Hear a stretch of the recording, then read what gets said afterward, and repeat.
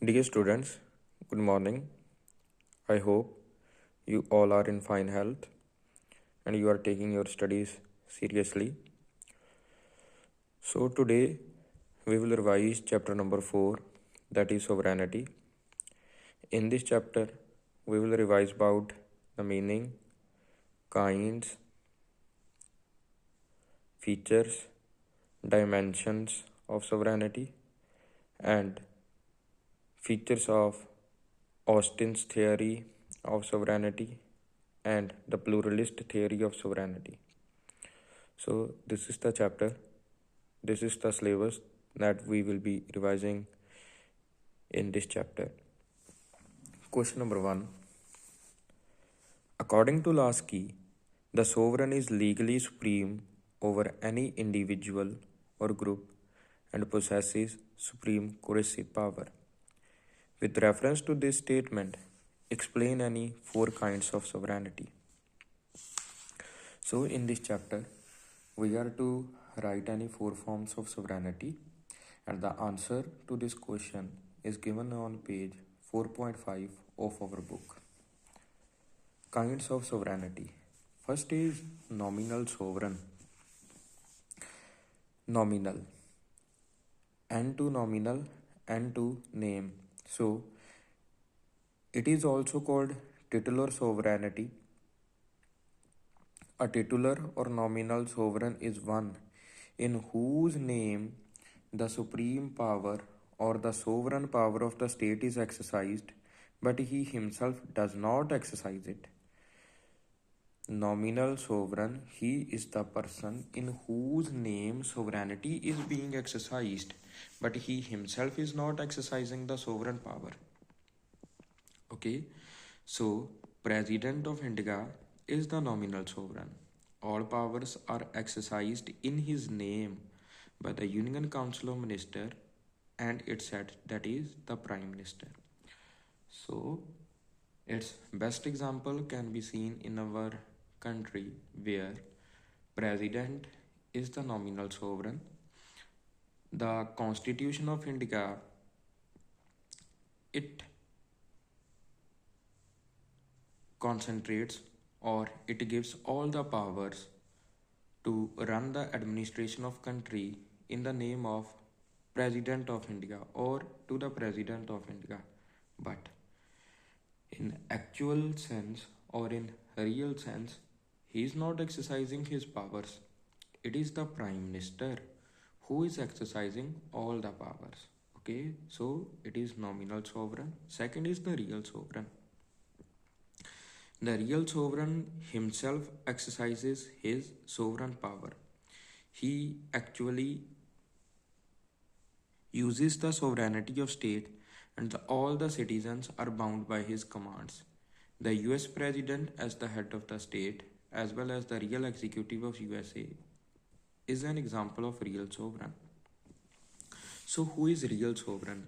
He is the person in whose name sovereignty is concentrated and he himself is exercising the supreme power. Okay, so the best example of nominal sovereignty, real sovereignty is the president of USA. The Constitution of USA is giving all the powers to the president of USA and he himself is exercising all those powers. The big difference between nominal and real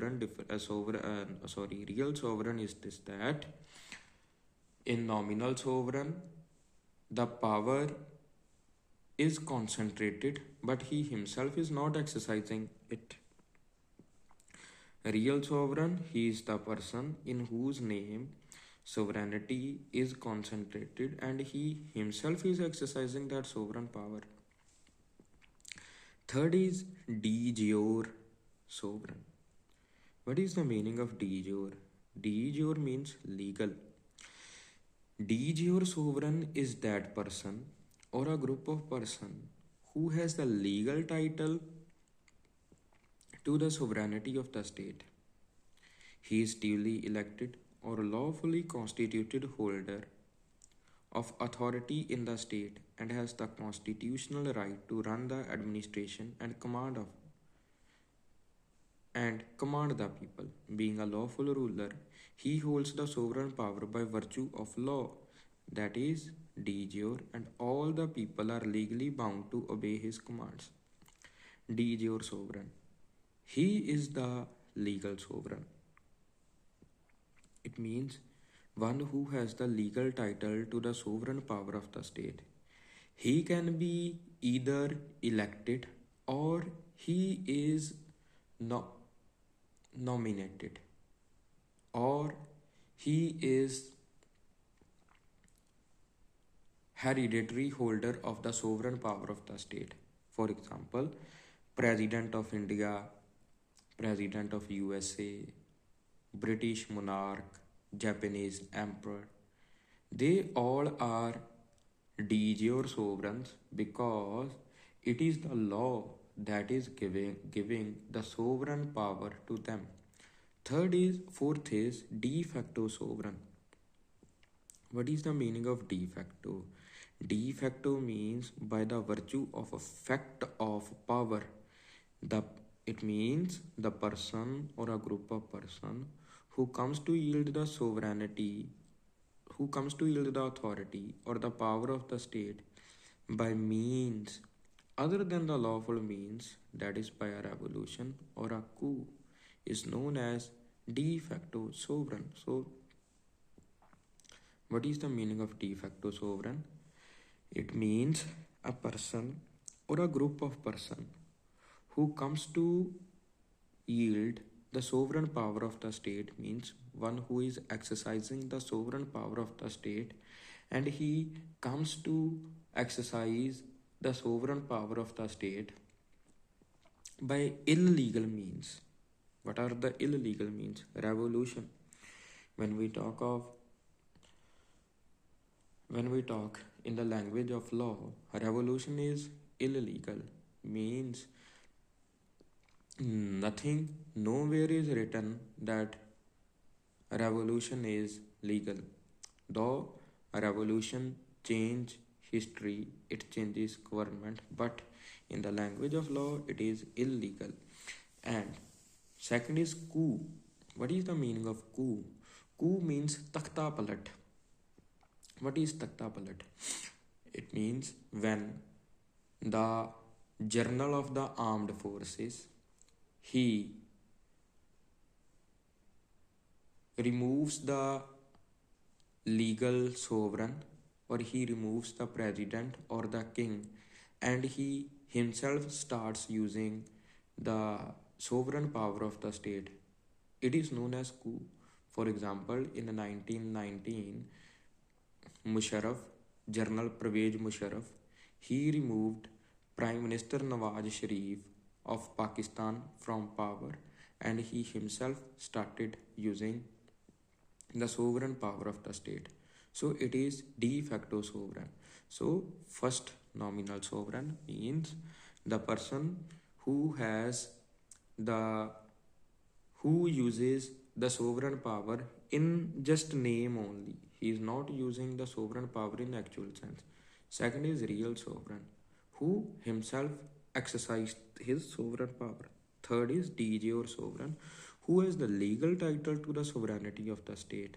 Fourth is de facto sovereign, who comes to use or exercise the sovereign power of the state by means other than the legal means.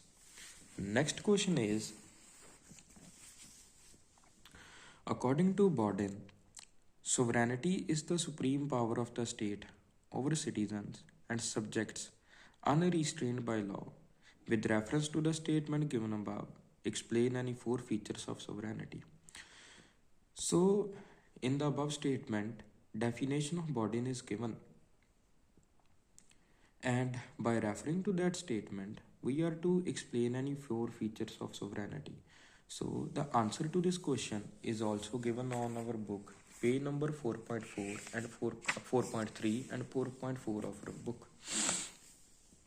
There are total 7 features of sovereignty which are given in our book, and we are to learn any 5 features.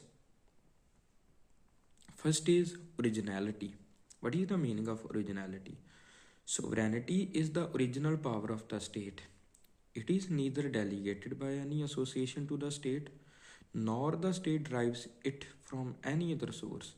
Sovereignty is not dependent on any external source. It is the original power of the state. It is self created, self made, and self possessed. Absence of originality means absence of sovereignty. So, sovereignty is the original power of the state. State is not deriving it from any other source, nor any other source is given, nor any source is giving sovereignty to the state. Okay, so sovereignty is self-created. It is the original power of the state. State cannot take sovereignty from any source. Second is permanence. What is the meaning of permanence? Permanence means permanent. Sovereignty is the permanent element of the state. So long as state exists, sovereignty also exists, and so long as sovereignty exists, state also exists. So it is the permanent power of the state. As long as the state is existing, sovereignty is also existing. And as long as sovereignty is existing, state is also existing. The best example of this we have read in 10th and earlier also in our class. Example of Japan. Before 15th August 1945, Japan was a sovereign state because it had sovereign power. Okay, but when the Allied powers took control over Japan, the permanent power of sovereignty, it ended. So the state of Japan also ended. It continued to operate in the year 1952 when sovereignty was restored. So sovereignty is the permanent power. It exists until the state is existing, and until state sovereignty is existing, so state is also existing. The governments keep on changing, but sovereignty remains the same. For example, from 1947, many governments changed in India, but Indian state is there. Indian state has not changed because sovereignty is permanent. Has not changed. Third point is absoluteness. It means that all persons and places within the territory of state are under the full and supreme power, that is the sovereignty of the state. It is the absolute and unlimited power of the state. It is always free from all types of internal and external limitations. In fact, no power can limit sovereignty. What is the meaning of absoluteness? Absoluteness means absolute, means in full sense. Sovereignty is absolute. All the persons, all the places which fall under the territory of the state are under the supreme power of the state. It is unlimited power. Okay, no one can limit sovereignty of the state. No one can restrict the sovereignty of the state. It is absoluteness. Fourth point is comprehensiveness. What is the meaning of comprehensiveness? Sovereignty is the fourth point, exclusiveness. Sovereignty is the exclusive and supreme power of the state. It exclusively belongs only to the state. State only can exercise sovereignty. In every state, there is one sovereignty and one sovereign exercise it. Two or more sovereign means two or more sovereignties, and two or more sovereignties means the presence of two or more states. What is the meaning of exclusive? Exclusive means one who has the sole prerogative, means one who has the sole power to anything or sole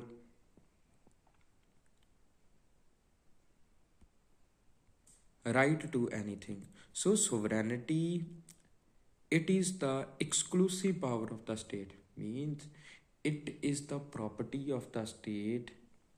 State can only exercise sovereignty. Usually there is only one sovereign who is exercising the sovereignty. But if the presence of sovereign is more than one, it means the presence of sovereignty in sovereignty in more than one number. And if two or more sovereignties are existing in any territorial area of this earth, it means that two or more states are existing. So these are the four features of sovereignty. First is originality. It means sovereignty is the original power of the state. No one has given sovereignty to the state. Second is permanence. Sovereignty is the permanent power of the state.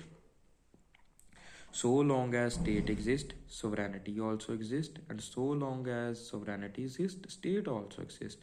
Third is absoluteness. Sovereignty is the absolute power of the state. All the persons, all the associations are under the absolute power of the state. Fourth is exclusiveness.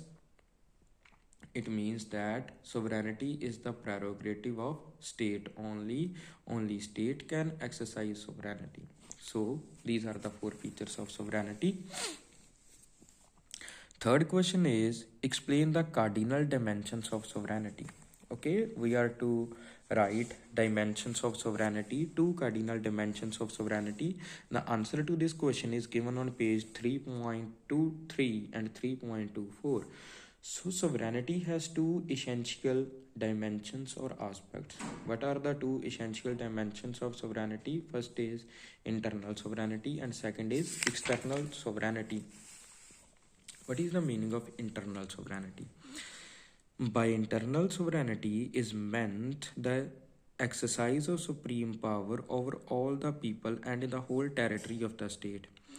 All the people living in the territory of the state are bound by the laws and authority of the state. The state can regulate the behavior in almost all aspects. It has the power to command obedience and punish the offenders.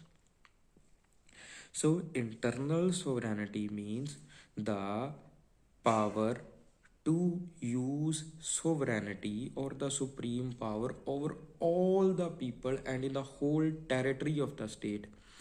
All the people living in territory of the state, they are bound by the laws of the state. State can regulate the external behavior of the state, means the laws have been made to regulate the external behavior of the people, and all the people have to obey all the laws. They have to be obedient to the state, and if any person is not obeying the rules of the state can punish the offenders also. Next is external sovereignty. It means supreme power of the state in international system, that is in its relation with other states. So what is the meaning of external sovereignty? External sovereignty, for example, like internal sovereignty, the state is exercising supreme power over all the people in the state. In external sovereignty, the state is exercising sovereign power in the international system. That is, state is free, state is independent to pursue its relation with other foreign countries. No state has the right to command obedience from the state. It means all the states are equal. No state can command obedience from any state, and no state can obey any other state. Okay, so though the size of the states may vary, the state can be big or the state can be small, but all the states are equal because they have sovereignty, equal sovereignty. So no state can obey any state, and no state can get the obedience from any state. So these are the two essential dimensions: internal sovereignty and external sovereignty. Internal sovereignty means the power to make laws in the country, and external sovereignty means the power to pursue our foreign policy independently. So dear students, today we have revised 3 questions, and we have revised about the characteristics of sovereignty, types of sovereignty, and dimensions of sovereignty. Your homework for today is learn all these questions. Thank you so much.